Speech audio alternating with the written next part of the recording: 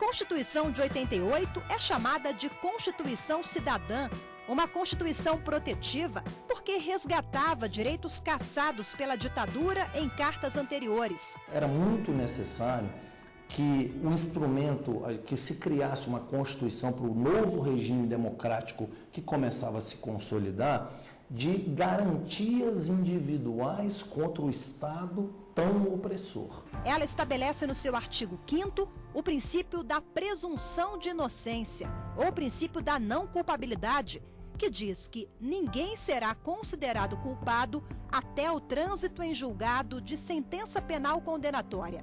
Desde então, o que antes no Brasil era habitual, com o regime de ditadura imposto pelos militares, passou a ser exceção, com a possibilidade de recurso especial ao Superior Tribunal de Justiça e recurso extraordinário ao Supremo Tribunal Federal. Os réus, mesmo que condenados, aguardavam o desfecho do caso em liberdade, até a apreciação dos recursos das cortes superiores. Quer dizer que ele só pode ser considerado culpado por aquele crime que ele estava sendo acusado, depois que não houver mais possibilidade de qualquer recurso.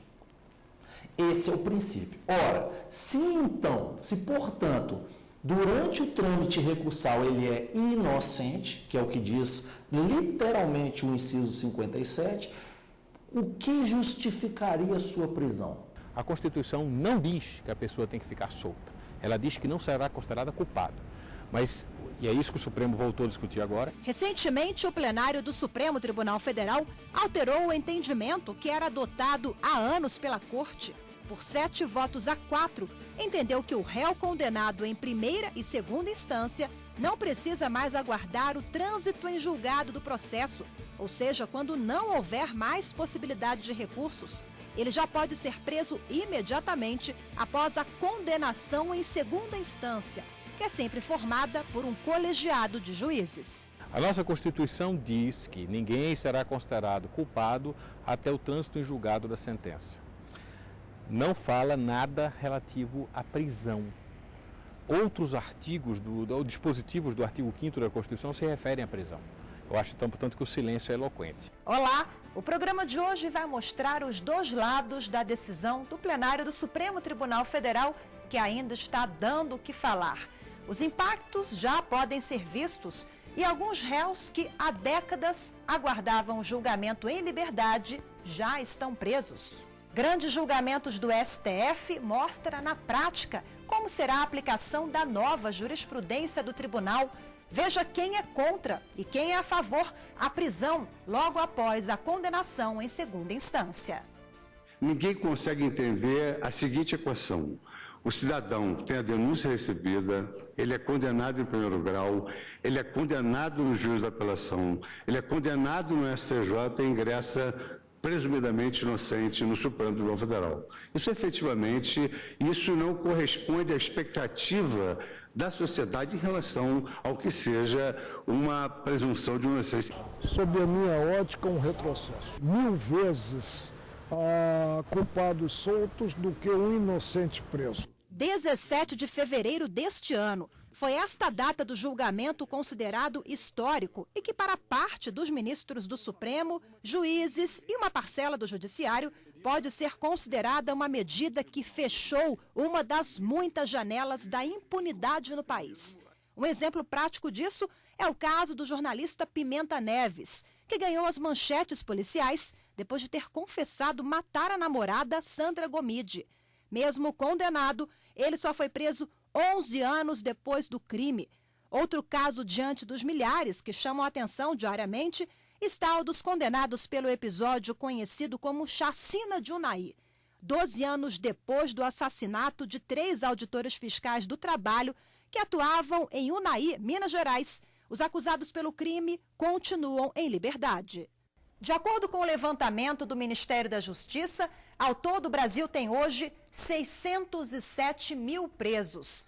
Desse total, segundo o levantamento do CNJ, o Conselho Nacional de Justiça, 41%, o que corresponde a 248 mil presos, são presos provisórios. 59%, o que corresponde a 359 mil, são presos que já foram condenados definitivamente pela Justiça. Entre eles estava o ex-seminarista Gil Rugai. Ele foi condenado a pena de 33 anos e 9 meses de prisão pelo assassinato do pai e da madrasta.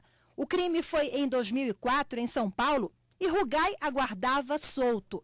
Foi preso depois da decisão do Supremo no fim do mês de fevereiro. O juiz responsável pelo caso baseou a decisão do Supremo como justificativa para prender Rugai.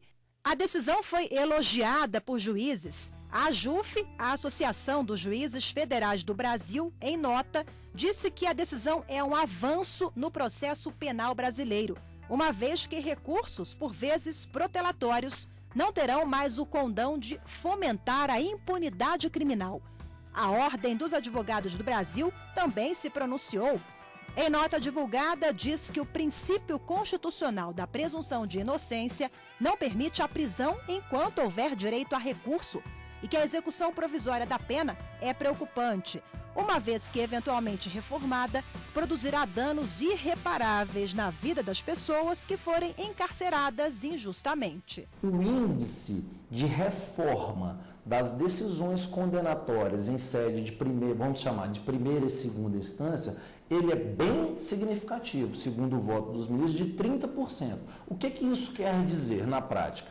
Que 30 de cada 10 recursos que sobem para apreciação desses tribunais, em 3 o tribunal fala, houve uma ilegalidade na origem. Foi-se utilizada, a título de exemplo, para facilitar, foi utilizada uma prova ilícita para condenação, ou não haviam provas suficientes para se condenar, ou o réu foi condenado, mas foi violado o seu direito de defesa. O remédio constitucional do habeas corpus continua em aberto, e se aquela situação realmente for uma situação excepcional, onde o ministro do STJ, o ministro relator do Supremo Tribunal Federal, identificar uma situação claramente contrária ao direito, esse direito será protegido. O que não faz sentido, por conta de um possível erro, você manter a ideia de que apenas após 4 julgamentos você pode cumprir uma sentença criminal.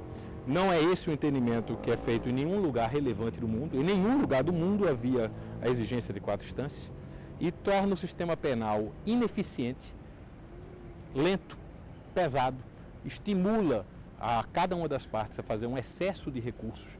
O habeas corpus que deu origem ao debate aqui no plenário do Supremo se refere a um condenado a 5 anos e 4 meses de prisão por roubo qualificado. Após a condenação em primeira instância, a defesa recorreu ao Tribunal de Justiça de São Paulo, que negou provimento ao recurso e determinou o mandado de prisão do réu. A defesa, então, recorreu aqui ao Supremo Tribunal Federal, alegando o princípio da presunção da inocência, onde o réu só poderia ser preso após o trânsito em julgado da sentença penal condenatória. Votaram a favor do cumprimento da pena antes do fim de todos os recursos 7 ministros do Supremo. São eles Teori Zavascki, Edson Fachin, Luiz Roberto Barroso, Carmen Lúcia, Dias Toffoli, Luiz Fux e Gilmar Mendes. Favoráveis à medida também estão os juízes, delegados, procuradores e promotores de justiça, além da corrente dos defensores que tem uma visão mais ampla do combate à corrupção. Contrários ao novo entendimento do Supremo, estão os ministros da Corte, Marco Aurélio, Rosa Weber, Celso de Mello e o presidente do tribunal, ministro Ricardo Lewandowski, e ainda os advogados e defensores públicos, que em geral apresentam uma visão ampla dos direitos humanos. No próximo bloco, você vai ver como votou cada ministro no plenário do Supremo durante o julgamento desse habeas corpus, que mudou jurisprudência consolidada há décadas no tribunal. Até já. Queria manifestar a minha perplexidade desta guinada da Corte com relação a esta decisão paradigmática. Se há algo inequívoco hoje, a sociedade não aceita essa presunção de inocência de uma pessoa condenada que não para de recorrer. A presunção de inocência representa uma notável conquista histórica. Qualquer acusado em processo criminal tem direito a 2 graus de jurisdição. Esse é o seu devido processo legal.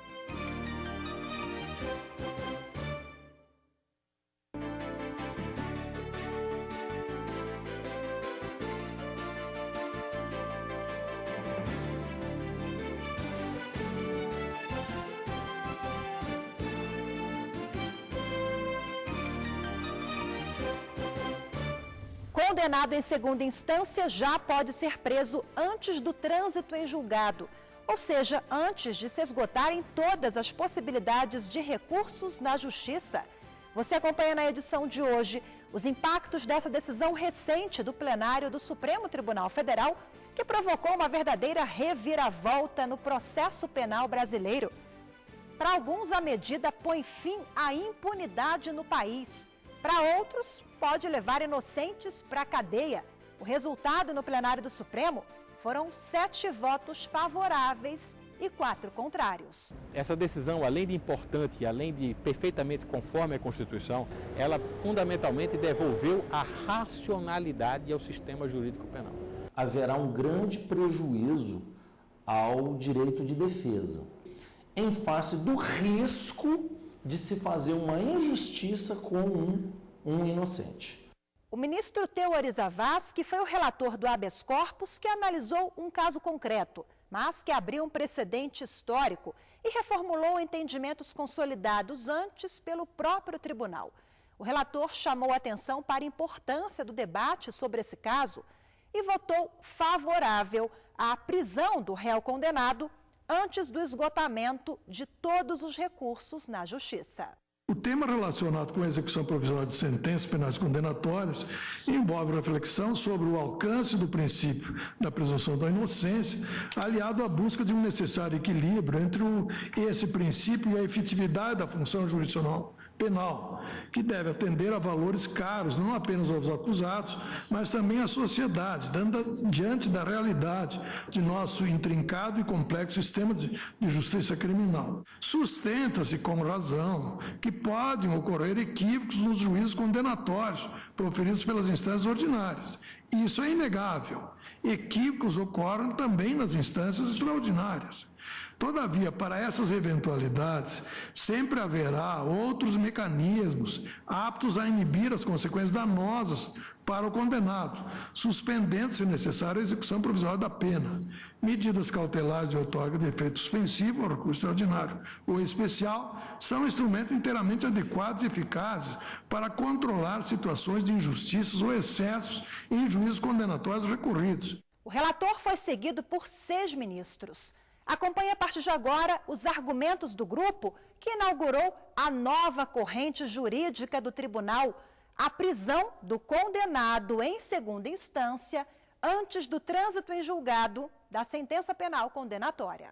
Interpreto a regra do artigo 5º, inciso 57 da Constituição da República, sem o apego à literalidade com que se afeiçoou os que defendem ser impossível iniciar-se a execução penal antes que os tribunais superiores deem a última palavra sobre a culpabilidade do réu. Considero que não se pode dar a essa regra constitucional caráter absoluto, desconsiderando sua necessária conexão a outros princípios e regras constitucionais, que, levados em consideração com igual ênfase, não permite a conclusão segundo a qual, apenas após esgotadas as instâncias extraordinárias, é que se pode iniciar a execução da pena privativa de liberdade. Qualquer acusado em processo criminal tem direito a 2 graus de jurisdição. Esse é o seu devido processo legal. A partir daí, a presunção de não culpabilidade, penso que está desfeita. Segundo lugar, o recurso extraordinário, como nós bem sabemos, ele não se destina a investigar o acerto ou o desacerto da decisão, nem a reestudar os fatos, nem a reapreciar a prova. Ele se destina a discutir tão somente alguma questão de direito constitucional quando seja perante o Supremo e de direito infraconstitucional quando seja perante o Superior Tribunal de Justiça. Mas a materialidade e a autoria já foram demonstrados. Ninguém consegue entender a seguinte equação. O cidadão tem a denúncia recebida, ele é condenado em primeiro grau, ele é condenado no juízo da apelação, ele é condenado no STJ e ingressa presumidamente inocente no Supremo Tribunal Federal. Isso não corresponde à expectativa da sociedade em relação ao que seja uma presunção de inocência. E presunção de inocência, ela é isso que está escrito na Declaração Universal dos Direitos Humanos da ONU. Toda pessoa acusada de delito tem direito a que se presuma sua inocência enquanto não se prova a sua culpabilidade. Não há necessidade do trânsito julgado. Se esse agente perpassa por todas as esferas do judiciário, positivamente é impossível que ele chegue aqui ao Supremo Tribunal Federal na qualidade de presumido inocente. Peço vênia de divergência e acompanho o relator e os que o acompanharam. Também devo dizer que essa matéria que já veio aqui algumas vezes me parece da maior relevância, não apenas para a comunidade jurídica, mas neste caso específico para toda a sociedade. O que a Constituição determina é a não culpa definitiva antes do trânsito, mas a não condenação, como disse agora o ministro Fux, se em 2 instâncias já foi assim considerado, nos termos, inclusive, das normas internacionais de direitos humanos, não se tem mais a presunção que foi rompida. O ministro Gilmar Mendes, durante o voto, chamou atenção para aqueles casos de réus que, mesmo após a condenação, aguardam por décadas, em liberdade, a conclusão do julgamento em segunda instância. O ministro foi mais um que integrou a ala favorável à prisão do réu antes do trânsito em julgado. Casos graves têm ocorrido que comprometem mesmo a efetividade da justiça. Ainda há pouco, e é um caso que eu acompanhava na presidência do Supremo Tribunal Federal, esse crime, por todas as razões reprováveis ocorrido em Unai, dos fiscais do trabalho, e que o assim reconhecido mandante foi condenado a 100 anos de prisão. E livra-se solto, vai para casa. Um outro caso que nós acompanhávamos na presidência do Supremo, de um deputado que, para solucionar a falta de vaga na Câmara, decide matar a suplente. Manda matar a suplente. E ficou anos. Contrários à medida, ficaram os ministros Marco Aurélio, Rosa Weber, Celso de Mello e o presidente do tribunal, ministro Ricardo Lewandowski. Os 4 divergiram do relator. Tenho adotado como critério de julgamento a manutenção da jurisprudência da Corte. Penso que o princípio da segurança jurídica, sobretudo quando esta Suprema Corte enfrenta questões constitucionais, ela é muito cara à sociedade. Penso que é um valor muito forte a ser preservado. Claro, nada impede que a jurisprudência possa ser revista, por óbvio, né? A vida é dinâmica, né? E a Constituição, ela comporta a leitura diversa à medida em que os fatos, né, e a própria realidade vão se alterando. Eu tenho alguma dificuldade na revisão da jurisprudência pela só alteração dos integrantes da Corte. Não vejo, presidente, uma tarde feliz em termos jurisdicionais na vida deste tribunal. Nós revemos uma jurisprudência que eu poderia dizer até mesmo recente, para admitir o que eu aponto em votos na turma como execução temporã, assodada da pena, sem ter-se a culpa devidamente formada. Reconheço que a época é de crise maior, mas justamente nessa quadra de crise maior é que devem ser guardados parâmetros, devem ser guardados princípios, devem ser guardados valores, não se gerando instabilidade, porque a sociedade não pode viver aos sobressaltos, sendo surpreendida. Ontem, o Supremo disse que não poderia haver a execução provisória quando em jogo a liberdade de ir e vir. Considerado o mesmo texto constitucional, hoje ele conclui de forma diametralmente oposta. Ninguém, mas absolutamente ninguém pode ser tratado como se culpado fosse. Antes que sobrevenha contra essa pessoa condenação penal transitada em julgado, tal como tem advertido o magistério jurisprudencial desta Suprema Corte, que afirma que a prerrogativa jurídica da liberdade, que possui extração constitucional, não pode ser ofendida por interpretações doutrinárias ou jurisprudenciais que culminam por consagrar, paradoxalmente, em detrimento de direitos e garantias fundamentais proclamados pela Constituição da República, um preocupante discurso fundado na ideologia da lei e da ordem. Quero reafirmar que não consigo, assim como expressou o ministro Marco Aurélio, ultrapassar a taxatividade desse dispositivo constitucional que diz que a presunção de inocência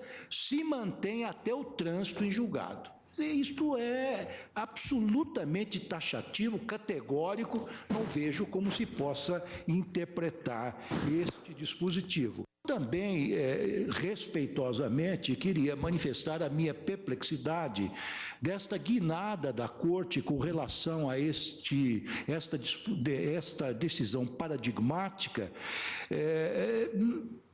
minha perplexidade diante do fato dela ser tomada logo depois de nós termos assentado que o sistema penitenciário brasileiro está absolutamente falido. E mais, nós afirmamos, e essas são as palavras do eminente relator naquele caso, que o sistema penitenciário brasileiro se encontra num estado de coisas inconstitucional. Então, agora nós vamos facilitar a entrada de pessoas neste verdadeiro inferno de Dante, que é o nosso sistema prisional, ou seja, abrandando esse princípio maior da nossa Carta Magna, uma verdadeira cláusula pétrea. E como será a aplicação da decisão na prática, já que o julgamento se referia apenas ao habeas corpus no caso concreto? Assunto que você vai ver no próximo bloco. Até já! O programa Perspectiva desta semana entrevista a conselheira da Ordem dos Advogados do Brasil do Distrito Federal, Lúcia Bessa. Ela fala sobre a violência contra a mulher e a Lei Maria da Penha. Ainda somos vítimas das mais diversas espécies de violência e ainda morremos nas mãos dos nossos homens. Não perca!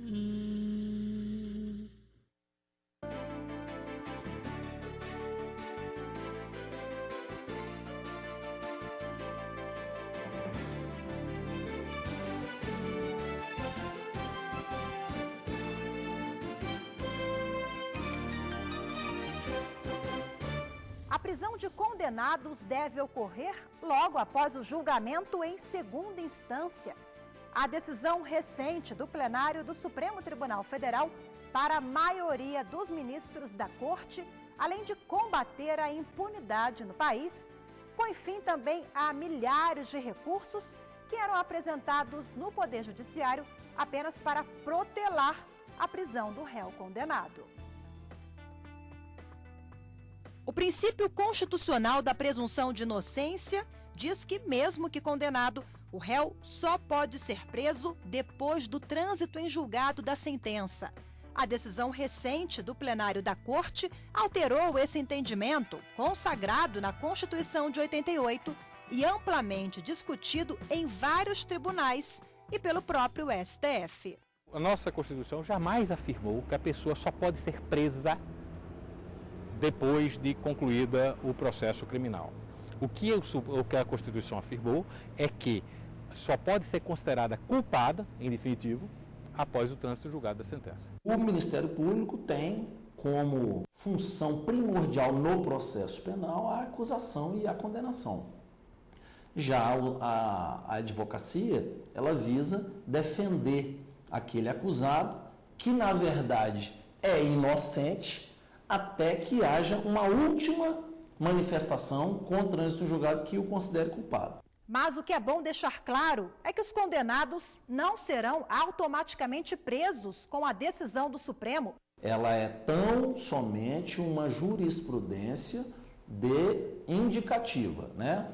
Então, neste ponto, os tribunais ainda serão livres para utilizar o seu entendimento. Todavia, não se pode negligenciar uma orientação jurisprudencial do Supremo Tribunal Federal. Ele foi um habeas corpus, então, portanto, não é um caso de repercussão geral.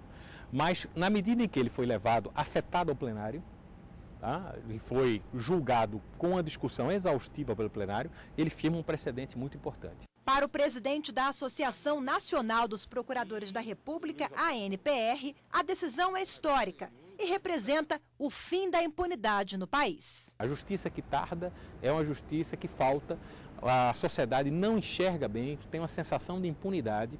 Há um erro, inclusive, do ponto de vista da justiça, do conceito da justiça tentar recuperar o cidadão, demorar tanto tempo assim. A gente incrementa o risco dessa pessoa que teve um processo eivado de ilegalidades na origem se ver presa de forma ilegal e de forma antecipada, ainda que considerada inocente pela nossa Constituição. Para casos excepcionais, para injustiças, continuará existindo o habeas corpus. O direito individual não está desassistido, nem do ponto de vista de possível erro do tribunal. O que está se fechando é a porta para o de ordinário, que é a situação normal, que onde não tem nenhum erro ali apontado, não se possa cumprir de imediato a pena. E o programa de hoje fica por aqui. Lembrando que para rever esta e outras decisões, é só acessar tvjustiça.jus.br e procurar o link do programa Grandes Julgamentos do STF. Obrigada pela companhia e até o próximo programa.